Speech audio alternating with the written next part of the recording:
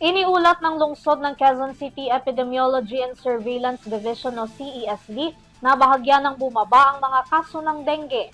Pero may panibagong suliranin muli dahil sumipa naman ang kaso ng measles o tigdas sa syudad. Kung bakit, alamin sa aking report.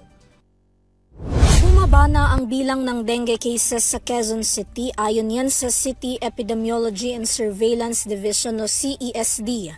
Mula sa dating 626 cases na naiulat noong February 16 hanggang February 22, 2025, ngayon mabilis na itong nabawasan at bumaba na lamang sa 62 ang kaso mula April 2 hanggang April 8.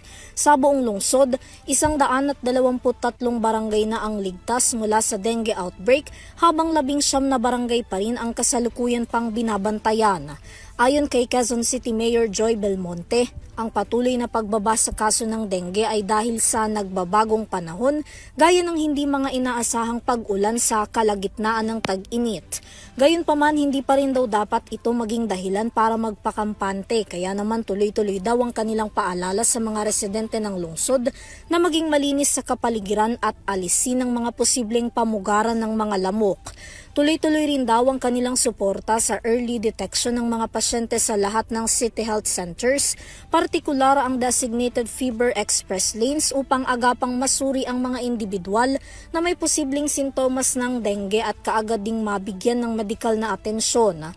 Sa kabilang banda, iniulat din ng Quezon City CESD na 309% ang itinaas sa kaso ng measles o tigdas sa lungsod na may kabuuang bilang na 135 cases mula January 1 hanggang April 7, 2025.